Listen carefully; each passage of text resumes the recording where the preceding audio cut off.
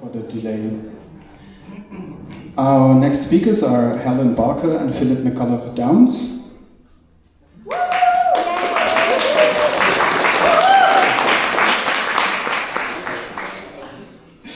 Helen is a lifelong creative and dedicated vegan activist who has been using art since 2016 to challenge species views. She also runs a micro-sanctuary where rescued chickens and sheep live in peace and safety. Philip creates powerful artwork which captures the dignity, suffering, and individuality of animals. Since joining the Art of Compassion project in 2015, his paintings have inspired empathy and sparked change around the world. In their talk, Art for Change, Helen and Philip will share how protest art can be a powerful tool to raise awareness and inspire actions for animals. Please welcome my dear friends, Helen Barker and Philip McCulloch-Downs.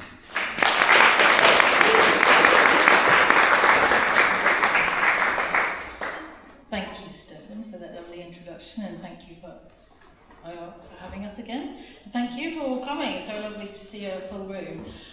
So as you know, we're doing a talk about protest art.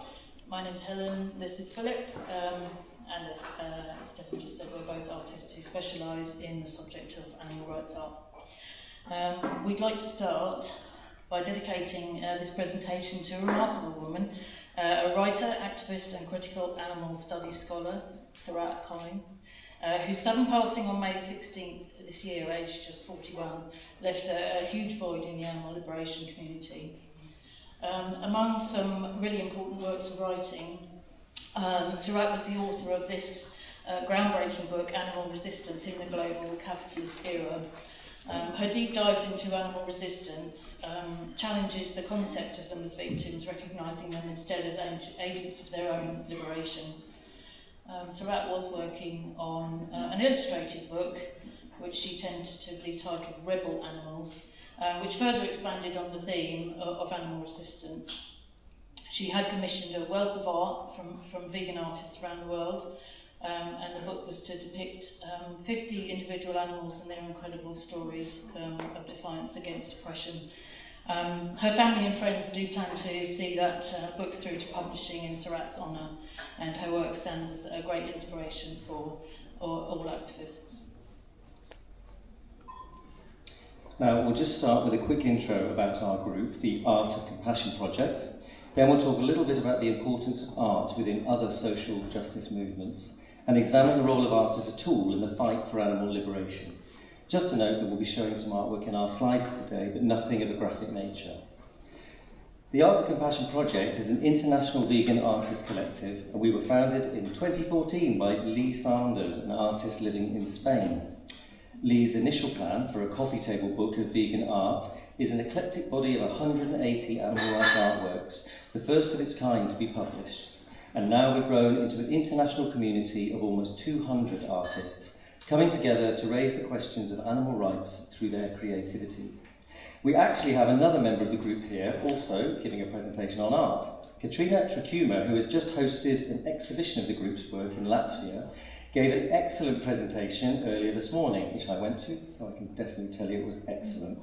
She's also holding an arts workshop tomorrow morning, plus screening a short film, so be sure to check them both out. All of our projects raise funds for charities which work for animals across the world. We're a non-profit, 100% run by volunteers, and all of our artists donate their artwork for free, meaning that every penny that we take goes directly to whatever charity that we're currently raising for. We've had art exhibitions in the UK, US, all over Europe, and the real coup was even having one in China. To date, the collective has donated around €17,000 to almost 50 different sanctuaries and non-profits. Funds raised this weekend will be donated to Plant the Land Team Gaza, which is a vegan collective bringing plant-based food and aid to the citizens of Gaza. We've got ongoing projects like our book, Oracle cards. We have a calendar every year, and we're very lucky to have some incredible artists in the group, which currently represents a massive 28 countries. visit us at the stall, obviously, if you'd like to know more. In his excellent book, Artworks, Ken Grosinger looks at how organisers and artists can create a better world together. He says, the vast array of art in all its forms interacts with, builds on and responds to demands for social change. Protest art is just any form of creativity which speaks out in opposition to injustice, often using a defiant language, both as resistance and in solidarity with the subject. Of course, governments understand that creativity is dangerous. That's why, in the UK, where we're from, creativity and critical thinking are not taught in schools because they know we'll use it against them. Protest art aims to educate, to encourage empathy and promote critical thinking, which compels the viewer to question the status quo. Almost all social and political justice movements throughout history have used art in some form as a vital part in their fight, and it's a perfect example of non-violent protest.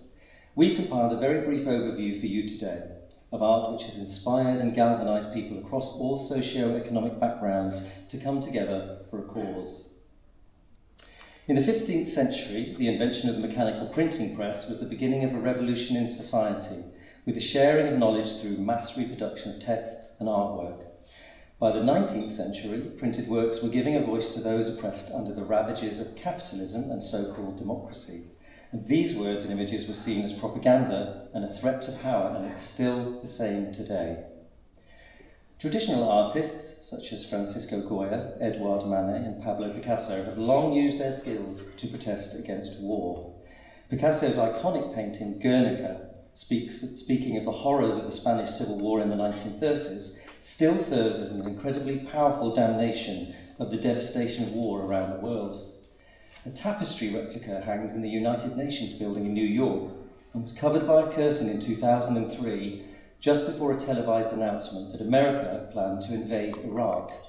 UN officials denied that they were hiding the artwork, claiming that it made a bad backdrop for TV cameras. But since Guernica is a clear anti-war statement, it seemed obvious that censoring it spoke of a tacit admission of guilt and shame on the part of the American administration. In a critique of this event, Guernica was referred to as an inconvenient masterpiece, demonstrating the enduring power of protest art. The early 1900s saw posters by the Artists' Suffrage League widely distributed, speaking of the inequalities faced by women of the day, and artwork was a very meaningful part of these protests. At the same time, these outspoken women were the force between the growing animal welfare groups, protesting vivisection and other animal welfare issues, which we will cover later. Of course, this was all tied up with patriarchy and capitalism, but that is a whole separate presentation.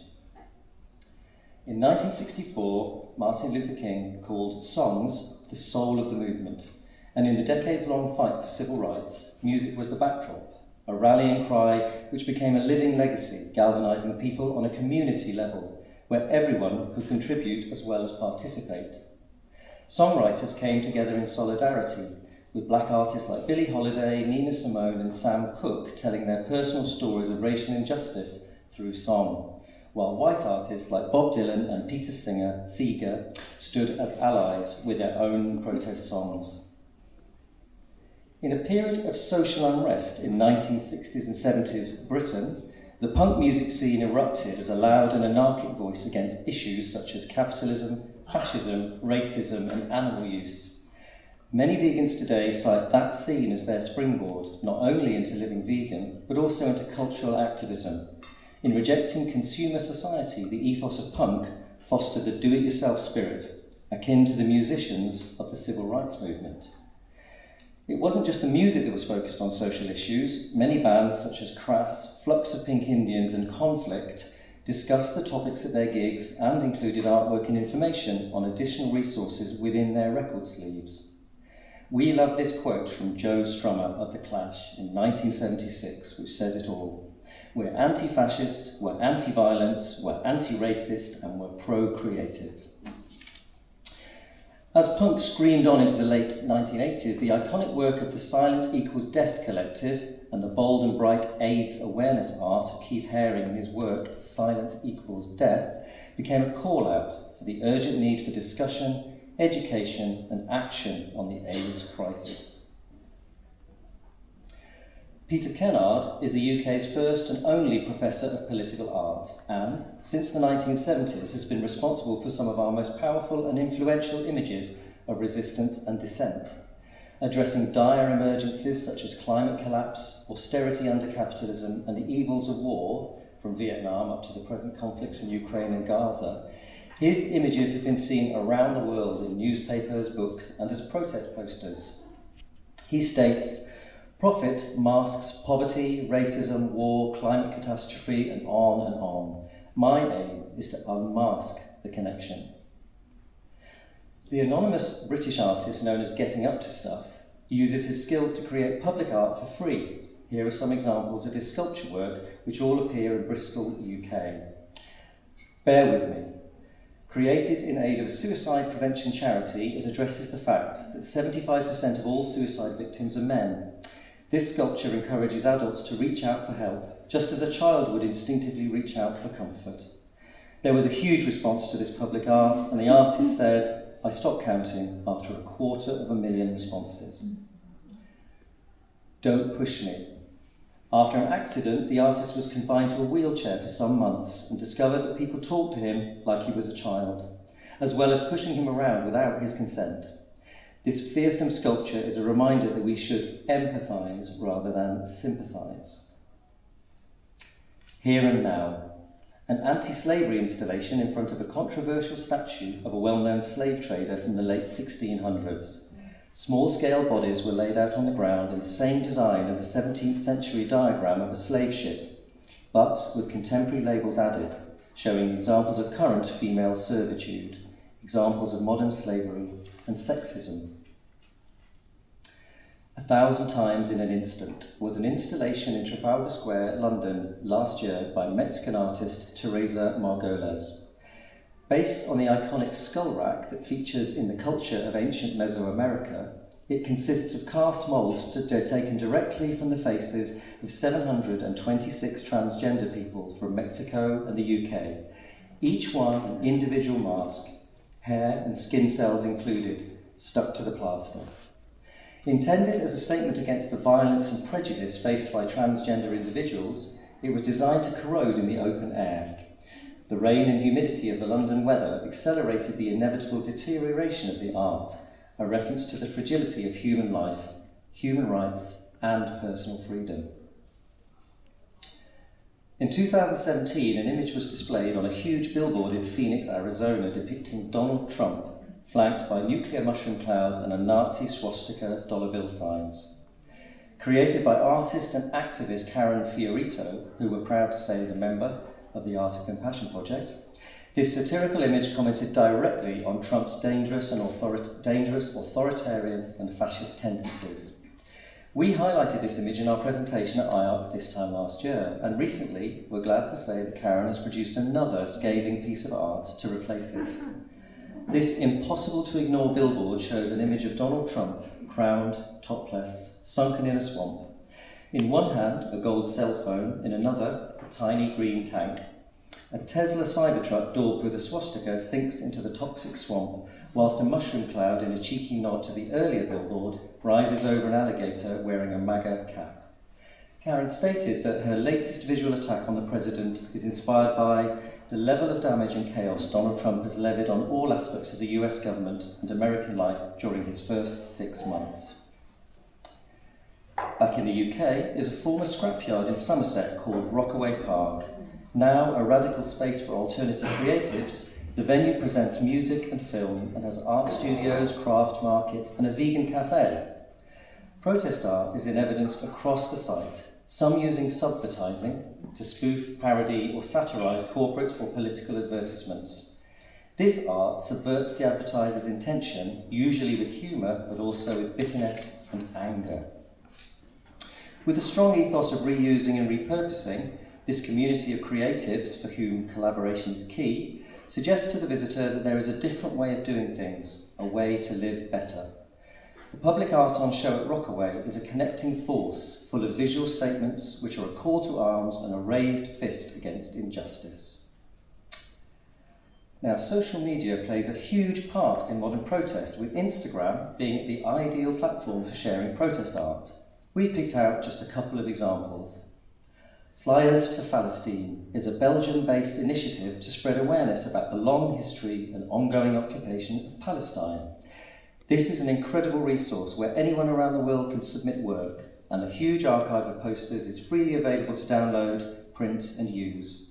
Most of the work is extremely moving and compelling, with much of it being created and posted in real time, while the artists and their families suffer daily under the occupation. This is just a small sample of the artwork. Just Seeds Artist Cooperative is a US-based decentralised network of 41 artists committed to social, environmental and political engagement.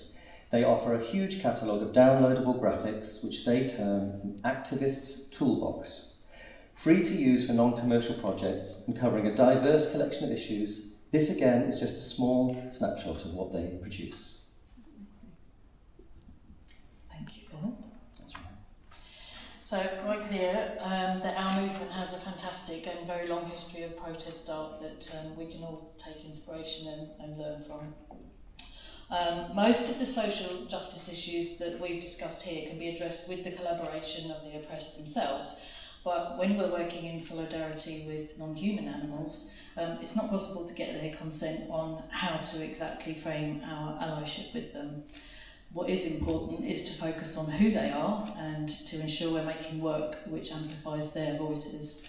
And these pieces from Canadian artist Toilet Francois are a good illustration of that. Much of animal art, divests itself of all responsibility towards what it refers to as the subject.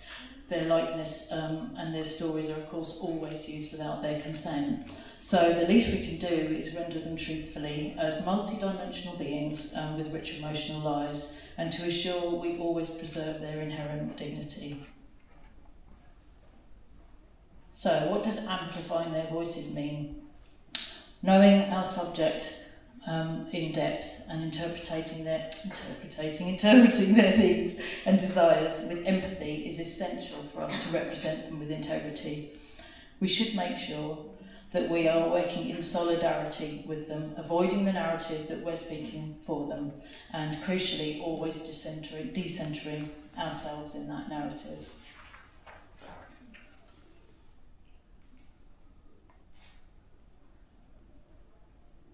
Remember if there's another one. No. It's also vitally important that we're not further exploiting, othering, undermining or fetishising the individual, and that our language is always liberation and abolition, never welfare or focusing on the cruelty, which can suggest to the viewer that there's a right way to do the wrong thing. So who's our audience? It can be very challenging to find the right tone. But a really good starting point is to remember that a lot of our audience is us before we were vegan. We've all got that rich personal history of where we sat on these difficult issues before something triggered a change in us. So we can tap into that, what worked for us, what didn't, along our journey and our friends' journeys. Try to look through the eyes of the former you with the benefit of being the new you. But practicing empathy with who your audience is and who you're trying to reach is really key. Does the art translate? Does it step outside the real world, both outside the niche of animal rights and outside the very exclusive and abstract niche of commercial art? The animals can't afford for our art to be so abstract that it's only us who understands it. And that's why protest art throughout history has often been quite direct and unapologetic. Suko's art is a perfect example of this. Of course, we also need to check that we're not denigrating other oppressed groups or using comparisons in a harmful way in order to make our point. We feel like we just don't need to do it. The animals' lived experiences are enough for that to remain our focus. J. Kerry Cronin said in her brilliant book, Art for Animals, we need a more nuanced understanding of how any given image is made, used and circulated in an activist context. And we need to always be mindful that visual representations have real life consequences for living, breathing animals. Which leads us to the challenge of making art for animals.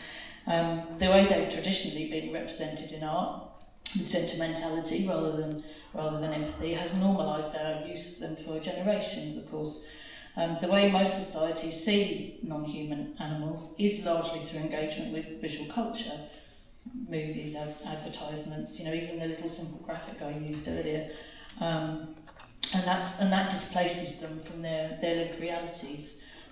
These adverts are vintage and the artwork is very beautiful, but this same message is still echoed in our culture today.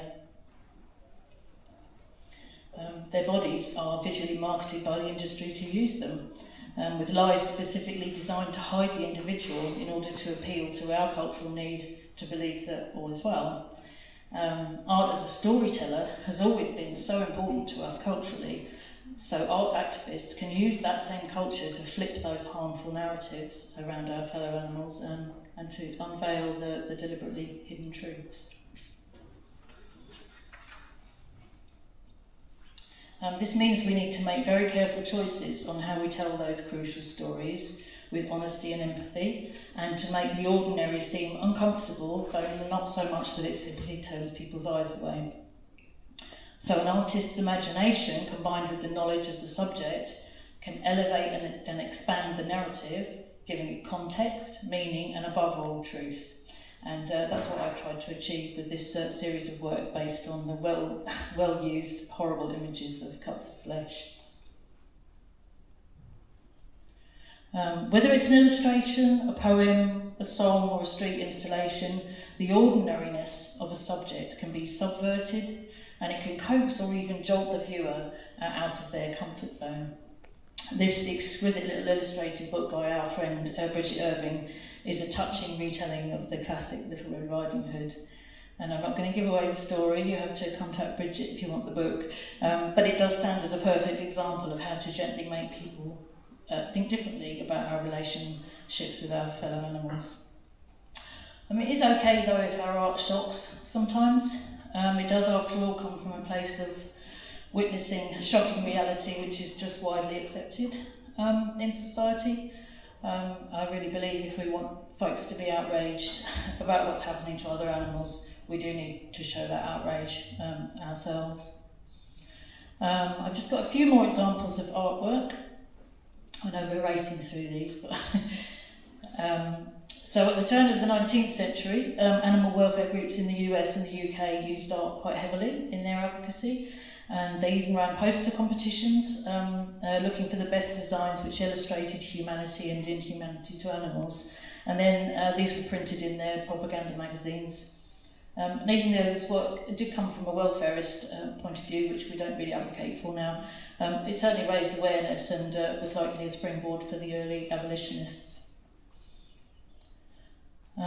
Frances Power Cobb was an anti-vivisection activist in the 19th century, quite a fearsome lady, and she created illustrated leaflets using reproductions of, that's that one over there, Landseer's noble and beloved dogs, and she combined that with images from scientific papers which described to students how to perform tests on live and conscious dogs.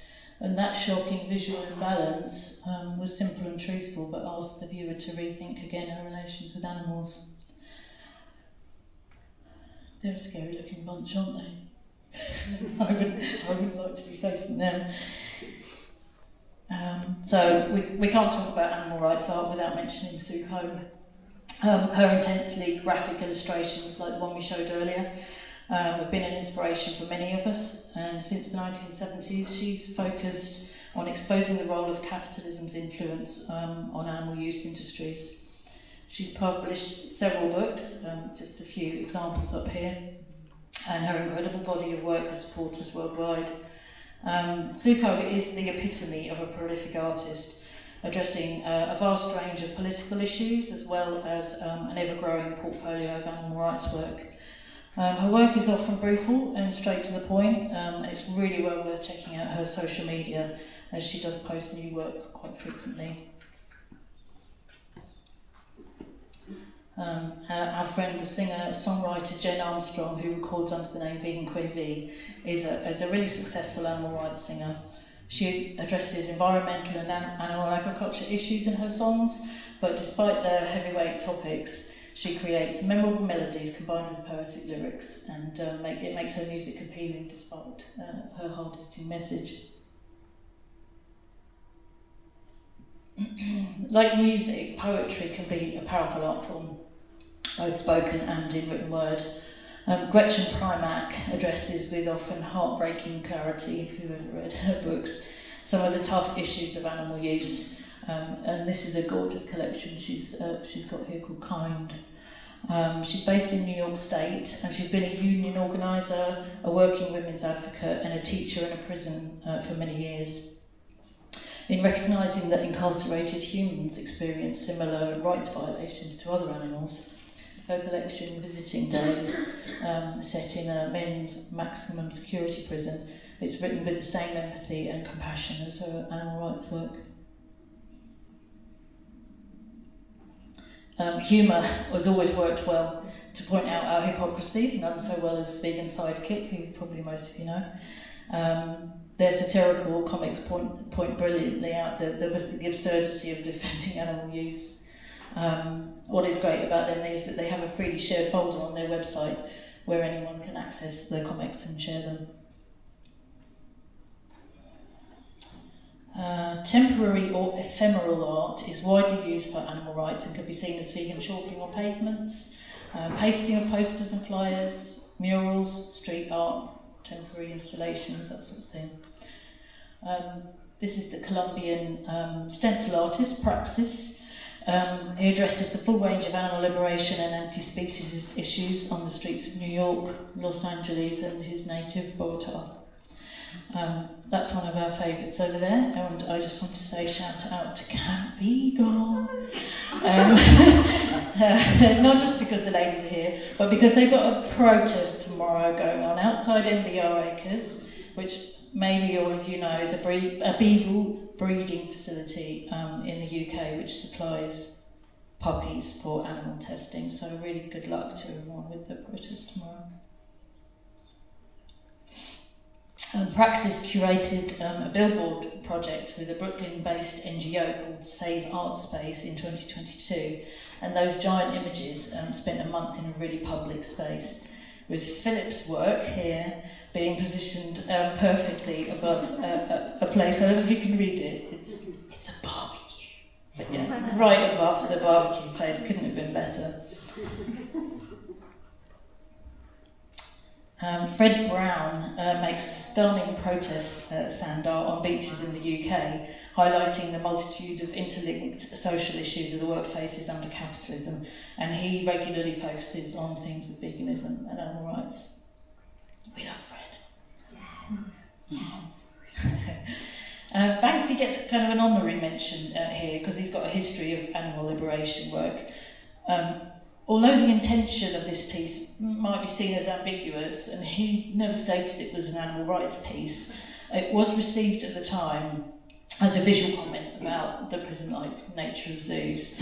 The mural was stencilled on a shutter at London Zoo in 2024, which had to remain closed for the artwork to be seen, with the irony being that it meant that nobody could go inside.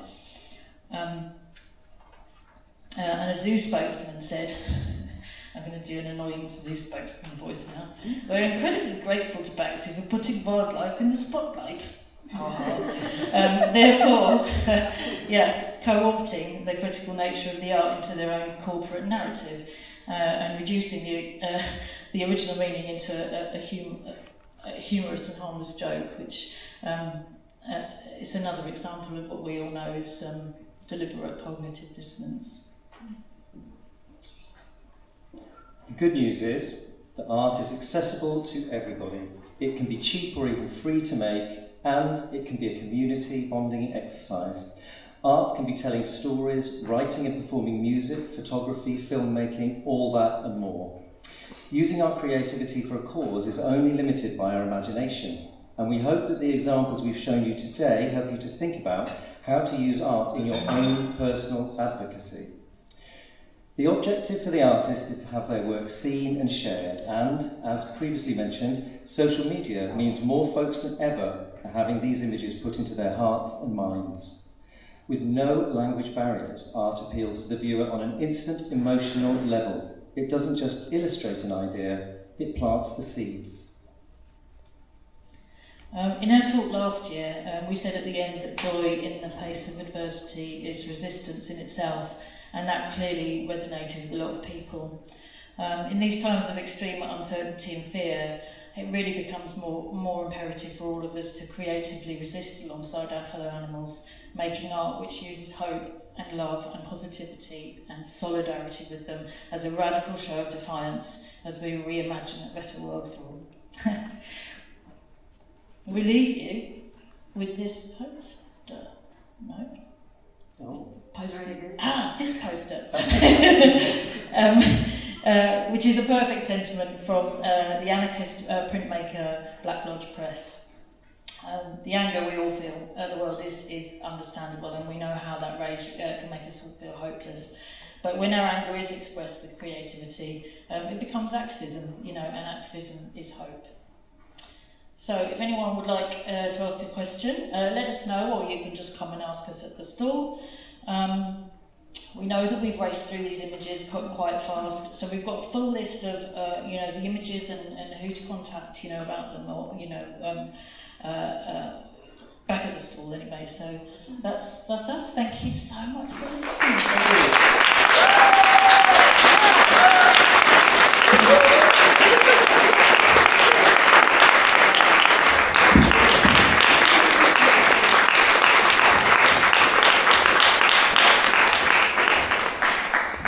Thank you so much.